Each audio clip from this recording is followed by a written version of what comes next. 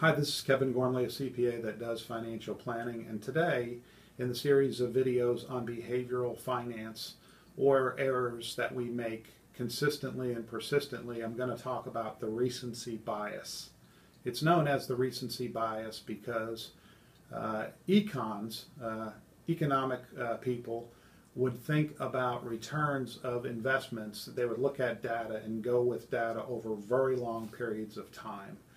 And there's lots of research that humans, and that's all of us, have great problems with something that's done very poorly recently, considering it to be a good investment. We also have overconfidence when an investment has gone up tremendously recently. And I'll give you a couple of examples.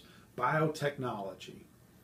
If you look at a chart of IBB, which is the iShares Biotechnology, you will see an incredible rise over the last few years. And so I have had a number of people that have said, biotech is hot, let's buy it. Now, will biotech continue to go up? I don't know. I think the companies are great. I love the stuff they're discovering now. There's some amazing new drugs and other types of devices coming out of biotech and other types of healthcare companies. But just because it's done so well lately does not mean it's going to continue to do the same. The next investment I've seen, and I use air quotes for this, is gold. Okay, back in 2009, a number of people asked me if they should buy gold, and I told them my belief is to not really buy commodities. You can buy companies that will work with commodities, but I wouldn't directly buy the commodity because the return over the last 60, 70, 80 years has been zero net inflation. There's been a slight positive return, but in 2009, so many people came to me and said, you know, I can't believe you told me not to buy more gold. And the reason again is because gold was going up at a rate that was tremendous. The last 3 or 4 years, gold has gone down, and now people do not want to own it.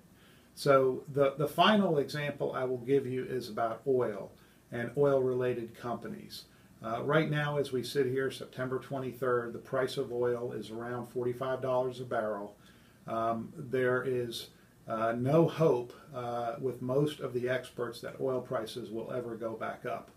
And, you know, if last time we were down here in 2008 and 2009, again, people thought that oil will never go back up, and it went back up to over $100 and something. Now, will oil go back up? I have no idea.